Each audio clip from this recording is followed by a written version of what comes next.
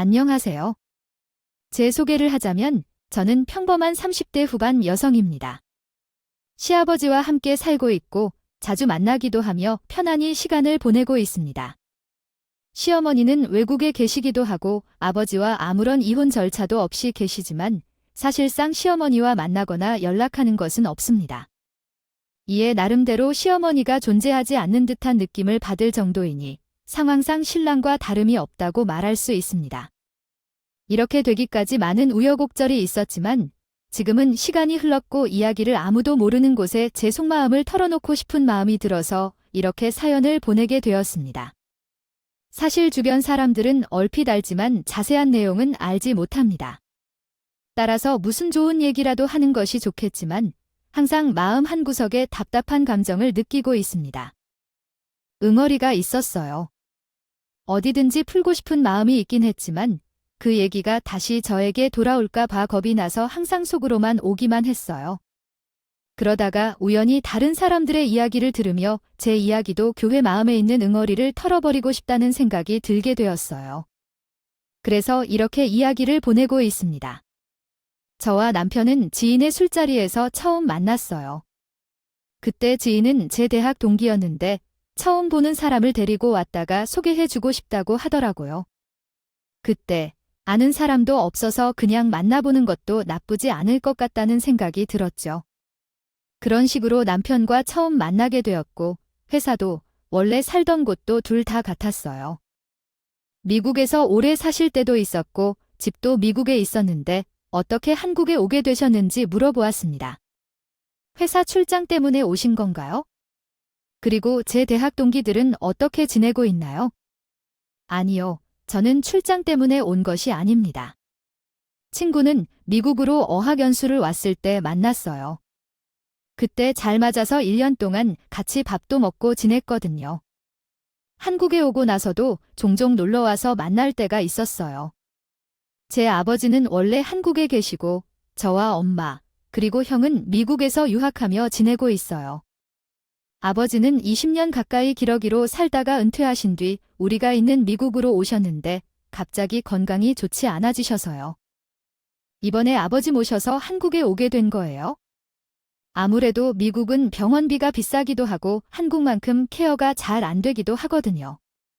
그런데 다행히 건강도 좋아지셔서 걱정할 정도는 아니에요.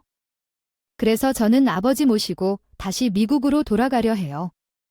그런데 제가 아버지가 괜찮다고 하니 마음이 놓여서 그런지 이번에 온 김에 한국 친구들을 만나고 싶어서 이 자리에 나오게 됐어요. 제가 마지막으로 한국에 왔을 때는 5년 전이었어요. 갑작스럽게 합류해서 당황하셨죠. 이해해 주셔서 감사해요. 5년 전에 오셨으면 정말 한국에 오랜만에 오신 거겠죠. 한국도 많이 변했어요. 제가 사람들을 좋아해서 새로운 사람들을 만나는 걸 좋아해요. 좋아하는 것 같아요. 나중에 또 만날 기회가 된다면 반가울 거예요. 처음에는 남편을 가볍게 만나는 사람이라고 생각했어요. 그때는 30살 초반이었고 회사에서도 일 때문에 가볍게 만나는 사람들이 있죠. 그래서 그때의 남편은 그 정도의 사람이었죠. 기회가 된다면 또 만날 수 있을 정도였지만 그저 저의 지인에게 제 전화번호를 물어봤다가 연락을 시작했습니다. 저도 싫지 않았기에 처음에는 전화로 시작했고 나중에는 자주 만나기도 했습니다. 서로 좋은 감정을 쌓게 되었지만 남편은 곧 미국으로 떠나야 하는 시간이 되었죠. 둘 다 생각보다 더 감정이 깊어져서 헤어지는 게 아쉬웠어요. 그 때문에 그런데 남편이 저와 함께 미국으로 가자고 해도 돼요? 함께 미국에 가는 게 어때요? 생각보다 미국에서 살기 좋고 우리 동네에는 한국 사람들도 많이 살아서 적응하기 좋을 거예요. 그리고 내가 원한다면 집에서만 살아도 돼. 일하고 싶으면 내가 일자리도 알아볼게. 미국에서 살면서도 괜찮을 것 같지만 저는 부모님도 한국에 계시고 한국에서 오랜 시간을 살았기 때문에 이사를 가는 게 쉽지 않을 것이라고 생각했어요. 그래서 남편의 제안을 거절했어요. 제가 어려울 것 같다고 하자 갑자기 그럼 본인이 한국으로 오겠다라고 하더라고요. 그러면 내가 한국으로 오고 한국 회사에 취직할 거고 우리가 함께 할 수 있잖아. 꼭 당신이 미국으로 오지 않아도 괜찮아요. 아버지가 병원 때문에 종종 한국에 나와야 할 때도 있어서 한국에서 계속 생활하면 아버지도 한국에 나오기 편할 것 같아서 내가 미국에 있는 것들을 정리하고 올 테니까 그때까지만 기다려주세요. 처음에는 좋은 감정이 생긴 지 얼마 안 돼요. 이렇게 말하는 것 같습니다. 막상 미국에 가서 일하고 생활하다 보면 자연스럽게 잊혀질 것이라고 생각했습니다.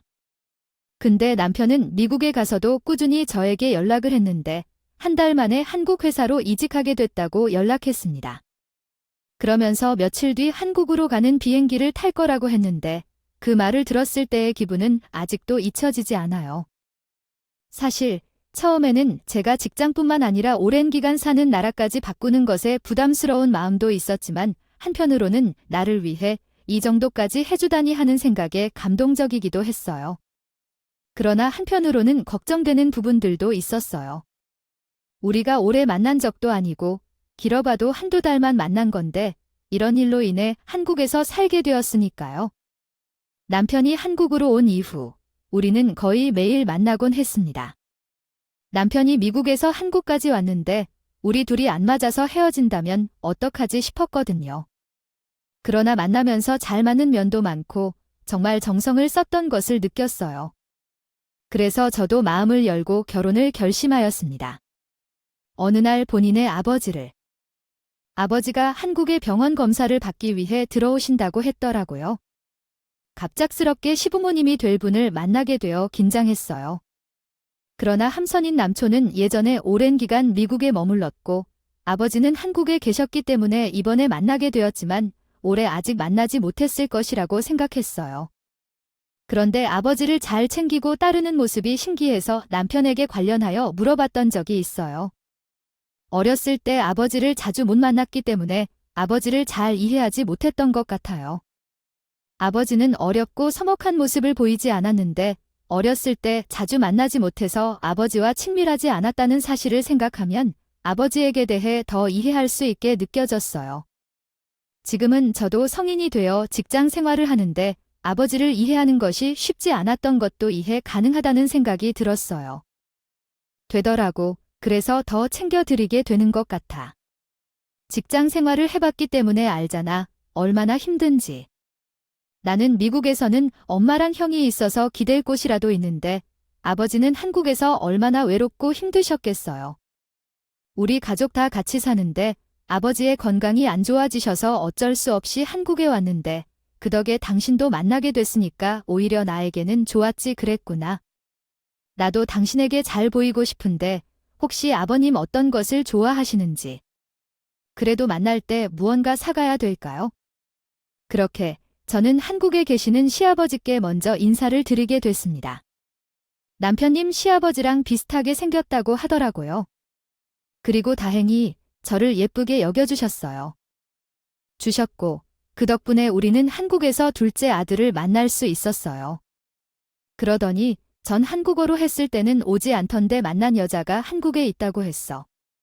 직장도 한국에서 구할 줄 몰랐는데 이렇게 성격이 맞게 만나려고 했나 봐. 아들은 오랜 기간 외국에 있어서 많은 것을 모르고 알려주어야 할 것도 많겠지만 여전히 그 아가씨 덕분에 둘째 아들을 한국에서 자주 볼 수 있게 되었어. 걱정했는데 시아버지가 제게 아름다운 말씨로 대해주셔서 기분이 좋았어요. 남편은 시아버지한테 오늘 검사 결과를 물었어요. 제가 함께 있어서 그런지 모르겠지만 시아버지는 간단히 대답하셨어요.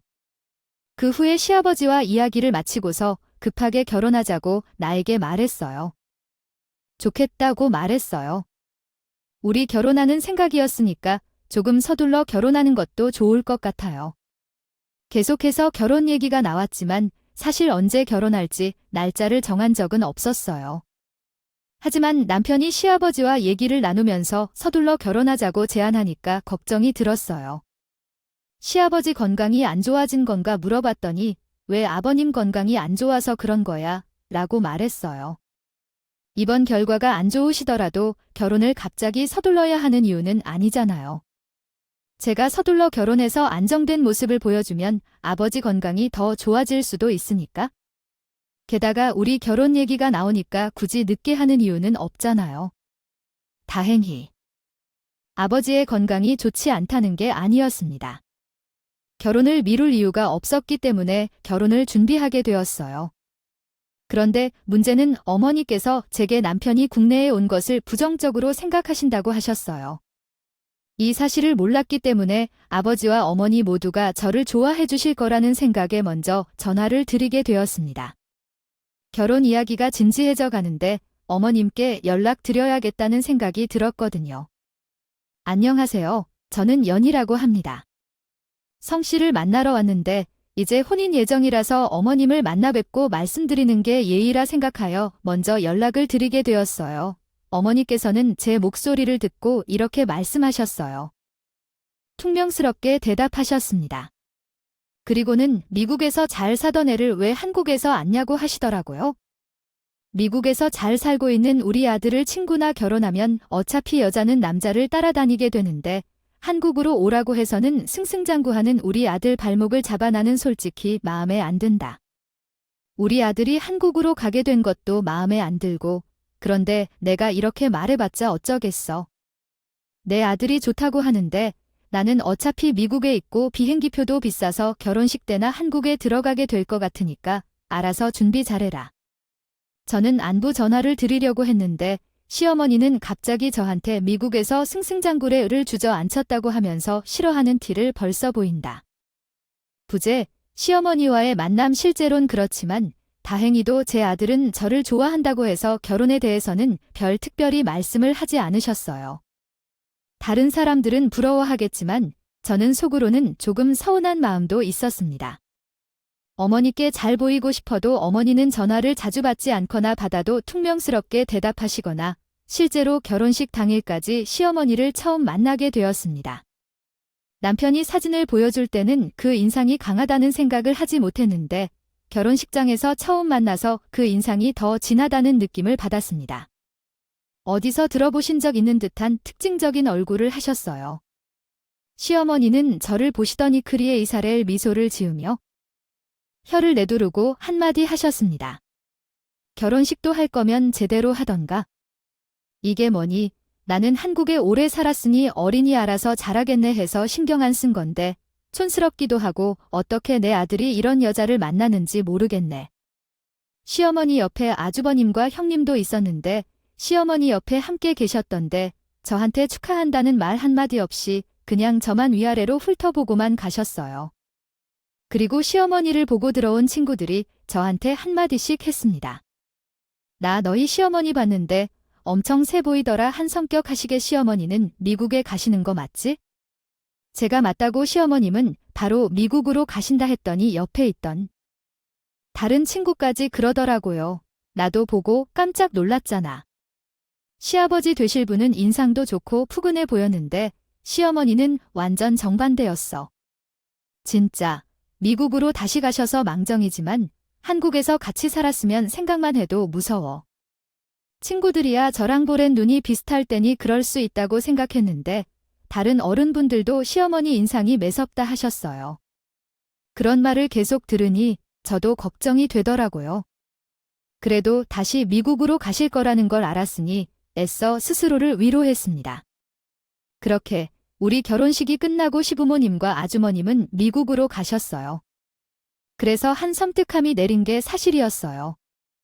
아버지가 미국에 가신 지 한 달도 안 돼서 다시 한국으로 오셨습니다. 미국에서 생활하다가 갑자기 몸이 안 좋아서 병원에 가셨었는데 아버지가 병원에 입원하게 되면서 제가 돕기 시작했어요. 결과가 생각보다 좋지 않아서 수술을 하셔야 했고 그래서 저희는 시어머니께 연락했어요. 제 남편과 저는 회사 다니고 있어서 아버지를 돌볼 시간이 부족했거든요. 미국에서 아버지를 검사하고 나서 치료가 반드시 필요하다고 하셨어요. 그래서 결국 어머님이 한국으로 오셔야 한다고 생각했어요. 언제쯤 한국에 도착하실 수 있나요? 아버지의 건강 상태가 안 좋아지셨기 때문에 어머니가 빨리 한국에 올 것 같아요. 생각했어요. 그런데 시어머니께서는 왜 가냐 식으로 말씀하셨어요. 예전에 한국에 혼자 계실 때도 알아서 잘하셨는데 내가 가서 뭘 할 수 있겠어요? 게다가 이제는 한국에 며느리까지 있는데 내가 미국 생활까지 접고 한국까지 갈 이유는 없잖아요. 내가 옆에서 잘 챙겨주면 될 것 같은데 그래도 어째서 아버님의 명령을 따르는 게 나아 보이지 않을까요? 또한 성재 씨도 그렇겠지만 저도 회사 다닐 때 아버님을 계속 챙겨드리기 어려워요. 아무래도 어머님이 나오셔야 할 것 같은데 시어머니는 저에게 시아버지를 챙겨주라고 하셨지만 시아버지가 불편해하실 것 같았어요. 그래서 시어머니께서 직접 간병을 하시는 게 좋을 것 같다는 생각이 들었습니다. 식으로 말씀드렸었죠. 그러나 시어머니께서는 짜증나는 말투로 말씀하셨습니다. 너는 회사 다니면서 얼마나 벌어? 한 200만 원 정도? 괜히 그분 돈 버느라고 고생하지 말고 시아버지 간병이나 잘하세요. 그러면 나중에 유산을 받을 수도 있잖아. 그리고 내 나이가 몇 살인데 간병을 하라고 해도 내가 해야 되는 거 아니야? 나는 한 번 말한 거, 2번 말하는 건 너무 싫어하니까 한 번만 말하면 알아들어. 내가 나중에 한국 관리 생기면 연락할 테니까 내가 그전까지 시아버지 잘 챙겨주세요. 시어머니는 본인이 어떻게 시아버지 간병을 놓치냐고요. 하시더라고. 그리고 며느리가 저한테 하라고 하셨습니다. 처음에는 병원을 구했어요. 그런데 시아버지랑 잘 안 맞는지 며칠 일하지 않아도 불구하고 본인은 못하겠다고 했습니다. 그래서 제가 남편한테 내가 회사를 그만두겠다고 했습니다. 아무래도 회사를 그만두고 아버님 병 호하는 게 나을 것 같아요. 간병인을 구하는 것도 어렵고 이번에도 힘들게 구하신 분인데 며칠 못하고 그만두시겠다고 하시잖아. 그러니 회사를 그만두고 아버님을 간병하는 게 좋을 것 같아요. 회사는 나중에 다시 들어가도 되니까. 아버님 건강도 안 좋으신데 이러다 갑자기 안 좋은 일이 생기면 나 마음이 너무 불편할 것 같아요. 고마워. 사실 내가 회사를 게트포리어 년에 걱정할 것 같아요. 그만두어야 할까 생각했는데 우리 아버지는 예민한 분은 아니지만 조금 까다로운 부분이 있어서 간병하는 분들이 좀 힘겨웠던 것 같아요. 그래도 당신이 먼저 그렇게 말해줘서 고마워요. 당신이 나보다 돈을 더 많이 벌고 있기도 하고 나도 이 기회에 아버님께 점수 좀 따보지 뭐. 너무 힘들면 도와달라고 말할 테니까. 저도 간병일을 한 번도 해본 적이 없어서 걱정이 들었습니다. 근데 생각보다 그렇게 많이 힘들지는 않았어요. 남편 말로는 시아버지가 까다로우시다고 했지만 요구를 들어드리기 어려운 부분도 아니었어요. 그리고 제가 덜 힘들었다고 느꼈어요. 시아버지가 긍정적인 분이기도 하고 저한테 항상 고맙다는 말씀도 많이 해주셔서 저도 힘낼 수 있게 했어요. 되었습니다. 나중에 들여다보니 아버님이 초반에 까탈스럽게 행동하셔서 실망했어요. 미국에 계신 시어머님께서 오시지 않겠다고 하셔서 그 소식을 듣고 속상했어요. 그런데 제가 옆에 있어드리니 엄청 밝아지시더라고요. 그리고 버지를 아는 지인들이 자주 병문에 와주셔서 병실 분위기가 너무 좋았어요. 진짜 병실이 아니라 거의 사랑방 같았거든요. 사실 나이가 들면서 연락이 줄어드는 것이 자연스럽다고요. 20대 때 연락하던 사람들과 30대까지 연락하는 경우가 없는 건 보통이에요. 결혼하면 더 이상 자연스럽게 연락이 줄어들게 돼요. 그래도 버지는 성품이 좋은 것은 둘째 치고 주변 사람들에게도 너무 잘해주셔서 그러다 보니 찾아오는 사람들도 많았던 것 같아요. 그러던 중 어느 날 시아버지가 간병인을 구하자고 하셨어요. 아무래도 저 혼자서 시아버지를 간병하는 게 안쓰러워 보이셨나 봐요. 그래서 저도 도움을 좀 받을 겸 알아보게 됐습니다. 다행히 이번에는 수월하게 구할 수 있었어요. 간병인 분도 성격이 좋으셔서 저희 시아버지와 잘 맞았습니다. 명하시는 분께서는 제가 며느리인 줄 몰랐다고 하셨어요. 그래서 저도 괜히 어깨가 으쓱한 기분이 들었습니다. 그리고 나서 시아버지 수술 날짜가 잡혀가는데 수술을 앞두고 시아버지 컨디션이 안 좋아지기 시작했어요. 그래서 남편이나 이러다 무슨 일 생길까 봐 조마조마했습니다. 그래서 남편은 회사에서 일하고 있는 동안 수술이 끝나기를 함께 기다렸어요. 다행히 수술은 무사히 끝났지만 회복하는 데는 정말 오랜 시간이 걸렸습니다.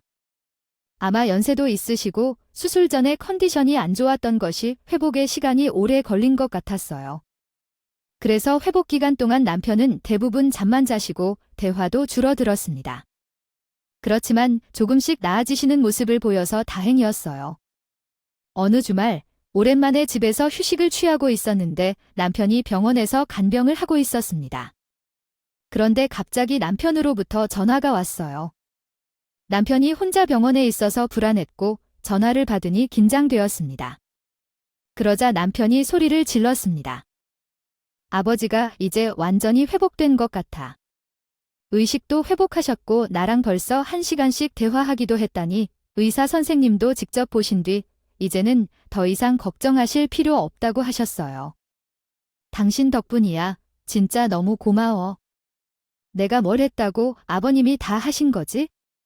나 지금 옷 많이 갈아입고 갈 테니까 잠시 기다려. 걱정하며 받아낸 남편이 전하는 기쁜 소식이었어요. 아버님이 의식도 되찾으시고 예전처럼 얘기하신다는 이야기를 듣니 저도 안심이 되었습니다. 그렇게 시아버님 퇴월 후 칠순잔치 이야기가 나왔어요. 시아버지는 왜 그런 걸 하냐고 하면서 손을 쳤지만 내심 기대하시는 것 같았습니다. 제가 결혼하고 얼마 안 와.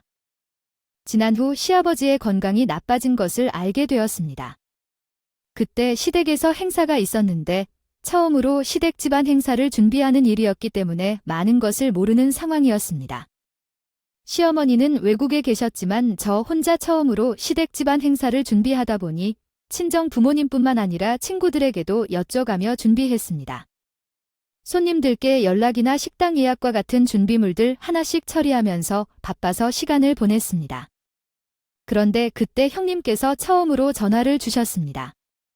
시아버지가 병원에 입원하셔서 상황이 좋지 않았을 때에 한 번도 연락을 주지 않았던 형님이라서 의아했습니다.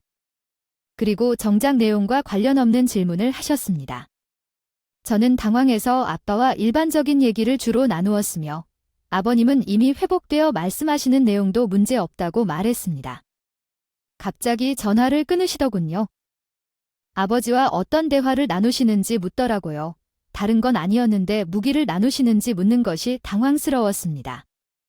그래서 제게 무엇이 궁금하신지 물어보았죠. 형님, 그게 무슨 말씀이세요? 어떤 얘기를 나누시나요? 저와 아버지가 어떤 주제로 대화를 나누시는지 궁금하신 거예요? 어떤 부분이 궁금하신지 잘 모르겠어서요. 아무쪼록 간병하는 시간이 길기도 하고 아버지와 자주 만나다 보니까 여러 가지 얘기를 나눌 것 같지 않아요. 재산 문제나 유산과 같은 것에 대해서도 어떻게 처리할지에 대해 얘기해 보셨어요? 그러면 그런 얘기는 동서가 먼저 하시나요? 아니면 아버지가 먼저 말씀하시나요? 이런 측면에서 한국의 며느리들이 빠르게 반응한다고 하던데 저는 미국에서만 살았기 때문인지 그런 쪽으로는 조금 둔하거나 궁금해서 물어본 거예요. 제가 어떤 얘기가 궁금하냐고 물어보니 유산에 대해 얘기하냐고 물어봤죠. 아무래도 시아버지 간병을 저 혼자 했기도 했고 이제 시아버지 건강이 좋아지니까 저 혼자 유산을 받을까봐 걱정이 됐나 봐요. 그 말을 듣는데 말이 막혀버렸죠. 그런데 이런 대화를 하고 나서 얼마 후에 시어머니는 물론이고 아주버님의 님까지 미국으로 오셨어요. 그리고 나서는 갑자기 시아버지를 챙기기 시작했어요. 한눈에 보아도 시아버지 건강도 좋아지기도 했고 저 혼자 시아버지 유산을 받으려는 것이 싫은 것 같더라고요. 물론 저한테 시아버지 유산이 다 온다면 주기 싫어서 그러는 것 같아요. 그럴 수도 있지만 그러기로 얘기가 된 것도 아니었는데 만날 때마다 생트집을 시작했습니다. 근데 동서 학교는 어디 나왔어? 한국은 학교가 많지 않아서 들어가기 쉽지 않아. 영어는 어느 정도로 해? 내가 아무리 한국어 사용이 편하지 않아도 영어는 익숙하거든. 근데 아버님 집에 동서가 너무 관심이 없는 거 아니야? 이런 날씨에는 미리 가습기도 준비하고 그래야 온도와 습도 유지하는 게 얼마나 중요한지 몰라서 그래. 아버님 형제들이 제대로 한 거 맞아.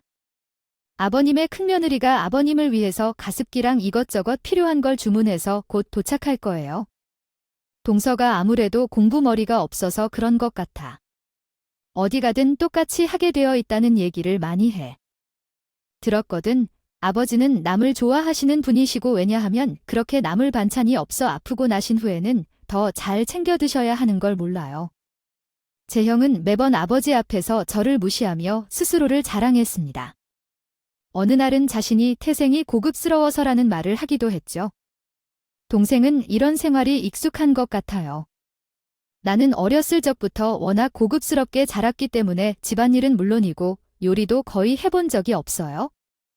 형님이나 아버지가 하는 행동이 유치하다고 해야 할까 말아야 할까 고민했지만 결국 형님이 말하는 것에는 대꾸도 하지 않았습니다. 그렇게 칠순잔치하는 날, 제가 갖고 있는 옷 중에서 가장 비싸게 산 옷을 입고 아껴 입었고 칠순잔치 장소로 향했습니다. 시어머니는 저를 보시더니 부르면서 손짓하신다고 하시더라고요. 무슨 일인지 궁금해하면서 시어머니께 갔습니다. 예, 너는 나 옷이 이게 뭐야? 아니, 남들한테 인사하거나 그런 게 아니라 주방에 들어가서 편하게 일하려고 이렇게 입고 온 거예요. 그러면 말이 되지? 설마 이 옷을 입고 손님들에게 인사드리려고 한 건 아니에요. 다른 사람들이 보기 전에 이 고무장갑 가지고 얼른 주방으로 들어가서 괜히 다른 사람이 보이진 않을까 걱정돼서 순간적으로 얼어서 있었어요. 시어머니 뒤에 시아버지와 예전에 간병했던 분이 걸어오고 계셨어요. 근데 그 순간 시아버지가 간명하신 분이 달려오시면서 저에게 반갑게 인사를 하셨어요. 안녕하세요, 정말요. 오랜만이네요. 이런 자리에 제가 초대받아서 정말 감사해요. 오랜만에 여러분들을 만나 얼굴을 뵙는 게 너무 좋네요. 지금까지 잘 지내셨죠? 그동안 정말 감사드렸어요. 선생님 덕분에 제 아버님도 회복하시는 것 같아요. 정말 감사드려요. 다른 분들이 보시는 앞에서 시어머니와 있었던 사건을 언급하고 싶지 않아서 오히려 더 반가운 마음으로 인사했습니다. 간병인분은 시어머니 앞에서 제 칭찬을 이야기해 주셨어요. 며느리는 정말 잘 챙기신 것 같아요. 그렇게 섬세하게 관리해 주시는 며느리를 처음 봤어요. 그렇게 성심성의껏 돌보니까 아버님의 건강도 나아지는 것 같아요. 제가 워낙 챙기는 것이 당연한 친정아빠로 생각했더니 시아버지라고 해주셔서 정말 깜짝 놀랐어요. 3달이 넘도록 매일 병원에 계시면서도 인도어한 모습을 보여주시는 것 같아요. 찾아온 며느리가 어디 있을까요? 사실 자식들도 그렇게 챙기기 어려운데 이런 며느리의 정성에 기운을 되찾은 것 같아요. 간병인 분은 아마 멀리서 어떤 상황인지 눈치채신 것 같아요. 그래서 일부러 제가 도와주려고 급하게 와주셨던 것이죠. 그리고 시어머니에게 제 칭찬을 하며 씩씩하게 바라봤습니다. 그러나 그 냉랭한 눈빛이 제 기분을 상하게 했는지 시어머니가 신경질적으로 제 팔목을 붙잡으시고 짜증내며 이런 말씀하셨어요. 병에 관한 주제에 대해 별 쓸데없는 소리를 들어놓고 있다며 며느리가 시아버지를 돌보는 건 당연한 일인데 무슨 일로 난리야. 그리고 너는 왜 아직도 여기 남아있냐? 빨리 가서 주방일을 도와 손님들이 계속 들어오니까 눈에 띄지 않게. 시어머니가 제게 주방으로 가서 일을 하라며 고무장갑을 던지시고 제게 이런 말씀을 하셨어요. 그리고 넌 깜빡해놓고 상속 문제에 관여하지 말라고 생각하지 말아라. 너는 피도 안 섞인 며느리야. 주제를 파악하라고 하셨습니다. 저는 한숨을 쉬며 고무장갑을 주려는 순간 어떤 사람이 더 빨리 고무장갑을 주더라고요. 누군가가 누군지 알아보려고 쳐다봤는데 아버지가 계셨습니다. 그 후에 아버지가 시어머니에게 소리를 지르시면서 당신은 젊을 때든 늙을 때든 내가 돈으로만 바라볼 뿐 간신히 죽을 꼴로 살다니라고 말씀하셨습니다. 태어난 사람이 잔치를 벌여 유산 문제와 상속 문제에 대해 말하며 며느리들이 부끄러워하게 된다. 그리고 당신은 나를 아프게 한 적이 잠깐이라도 있나? 너는 한국에 와서 나를 본 적이 있나? 이런 사람이 어디서 내 재산을 논의하며 이러한 생각이나 이야기를 하는 정신이 이상한 이웃들 식구들은 보기 싫어서 곧장 사라져 버려라. 시어머니는 화들짝 놀란 시아버지와 그 곁에 있는 나를 번갈아 쳐다보며 제게 물어보는데 너희 시아버지는 도대체 어떻게 내가 이러게 나왔는지 너희 시아버지에게 무슨 말을 하고 다녔니?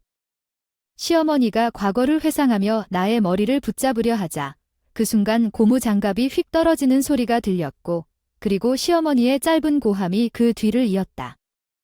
들었습니다. 시아버지가 고무장갑을 끼고 시모의 뺨을 때려서 소리가 났어요. 그 노래 가사 중 일부였습니다. 그 많은 음식들 앞에서 시어머니는 화를 내시고 결국 시어머니는 용기를 내어 나가셨고 시아버지는 한 번도 깨닫지 않았습니다. 그렇게 칠순 전치가 시작되었고 자랑을 펼치기 시작했습니다. 우리 며느리가 얼마나 소중한지 몰라요. 제가 피곤할 때 아들보다 더 많이 와서는 제 곁을 챙겨주었다고 말했지만 아들이 둘이 있고 저희도 2명이 있는데 우리 둘째 며느리가 최고예요. 제 제사를 다 우리 둘째 며느리에게 넘겨줄 거야. 칠순 잔치 때까지만 하더라도 시아버지의 재산과 유산이 어느 정도인지요? 몰랐습니다. 사실 그런 건 관심도 없었거든요. 근데 시아버지가 중소기업 사장이라고 하더라고요. 그래서 아들들은 물론이고 시어머니도 미국에서 생활할 수 있었던 거였습니다. 그리고 몇 년 전 은퇴했다고 하더라도 계속 임원으로 계시면서 어떻게 회사가 돌아가고 있는지 확인하며 상당한 급여를 받고 계셨고요. 칠순 잔치에서 했던 얘기들이 형님이나 아주버님 통해서 시어머니에게 전해졌나 봐요. 어느 날은 시아버지 댁에서 남편과 과일을 먹고 있는데 시어머니가 들어오셔서는 시아버지에게 내가 자식들에게 다 상속하는 게 말이 돼? 아들들이 2명이나 있는데 나는 눈 시퍼렇게 뜨고 있는데 어떻게 며느리에게 재산을 다 상속한다는 말을 할 수가 있어? 당신 아프더니 머리까지 어떻게 됐니? 라고 말했어요. 아버지의 재산 상속 순서에 대한 이야기를 하고 싶었나 봐요. 아들 중 맞이 받아야 하는 게 맞는 거지만 어느 정도 정말 관련이 있는 며느리에게 최선을 준다는 말도 할 수 있잖아요. 그래서 당신이 말을 잘했다고 생각해. 당신과 아들 둘 다 어디 있었는데 그나마 둘째는 며느리와 번갈아가며 돌봐주었던 것 같아. 하지만 첫째는 다른 사람이 아버지가 힘들 때 도와줄 생각을 한다는데 그게 가족이란 건가요? 아플 때 도와주는 사람들을 가족이라고 할 수 있을까요? 당신이 대답해봐. 어느 무슨 재산을 며느리에게 상속하고 난리를 쳤다지만 시아버지는 제 남편과 나만을 가족으로 여기며 유산을 제게 물려준다고 하셨어요. 시아버지가 매우 엄하게 나오는데 시어머니는 더는 말을 못하셨어요. 그러던 중에 아버지께서 공정하게 유산을 나눠 가져갈 것을 약속하겠다고 해 변수리는 첫째 아들이 왜 나의 남편과 모든 것을 가져가려고 하냐는 이야기를 들립니다. 변수리 말소인 발음 아버지께서 동서에게 무슨 말을 하셨는지 궁금해서 동서에게 유산을 준다고 하지만 동서는 받지 않겠다고 합니다. 그리고 변수 엄마, 그리고 유씨 농님 형님도 찾아오게 되어 변수에게 각기 책을 드린다. 이별 끝에는 제가 아버지께서 심신안정을 얻을 수 있게 한국으로 돌아오라고 한다. 말씀드릴 때는 미동도 없었는데 유산 상속받게 받게 된 제가 한국까지 와서 돈을 내놓으라고 하시는 거죠. 경찰에 신고하기 전에 이만 나가주세요. 저는 경찰에 신고하기 전에 나가 달라고 하며 시어머니, 형님 그리고 아주버림을 내쫓았습니다. 근데 시어머니가 유산을 나누겠다는 말을 안 하면 매일같이 우리 집에 찾아올 거라고 하더라고요. 그래서 제가 시아버지한테 급히 이 사실을 말씀드렸습니다.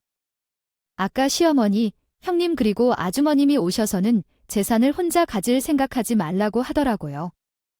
재산을 나눈다고 말 안 하면 매일같이 찾아온다고 하는데 너무 무서워요.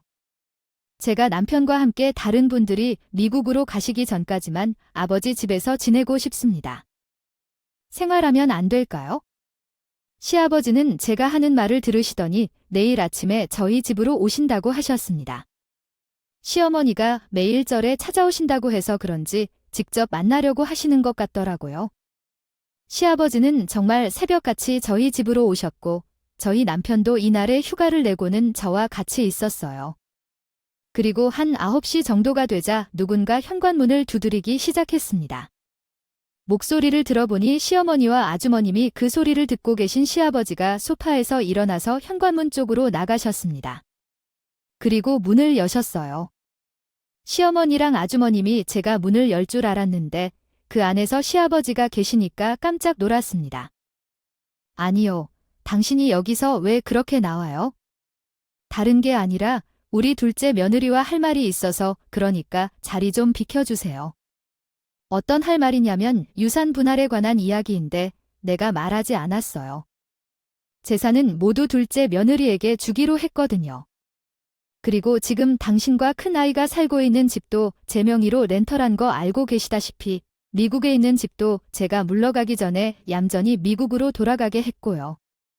한 가지 더, 만약 우리 둘째 며느리 집을 찾아오던가 재산 분할을 얘기하러 오면 지금까지 쓴 내 돈을 모두 받아갈 테니 각오하세요. 그런 식으로 시어머님, 아버님, 형님은 모두 미국으로 떠나셨고 저는 여기서 안정적인 삶을 살고 있습니다. 그들이 떠난 후 아버지께서는 제게 유산을 상속하셨습니다. 주셨는데 그 돈은 우리 돈이 아닌 시아버지를 위한 돈으로 생각해요. 그래서 요즘에는 매 주말마다 시아버지를 모시고 여행도 다니고 맛있는 음식을 먹으며 시간을 보내고 있습니다. 시아버지께서 주신 돈으로 시아버지를 챙겨드리니 그것도 또한 감동적입니다. 매달 시어머니와 아주버님께서 붙여주셨던 생활비를 제게 보내주기 시작하셨어요. 요즘 들어 정말 행복이란 것이 먼저리 있는 것이 아니라 생각하고 있어요. 이렇게 써놓고 보니 짧은 시간 안에 많은 일이 있었던 것 같아요. 제 이야기를 써놓고 보니 마음이 한결 편안해지는 것 같아요. 제 긴 이야기를 들어주셔서 감사합니다. 모두 건강한 하루하루를 보내셨으면 좋겠어요. 오늘도 저희 채널에 와주셔서 감사드립니다. 더 좋은 이야기로 찾아뵙겠습니다.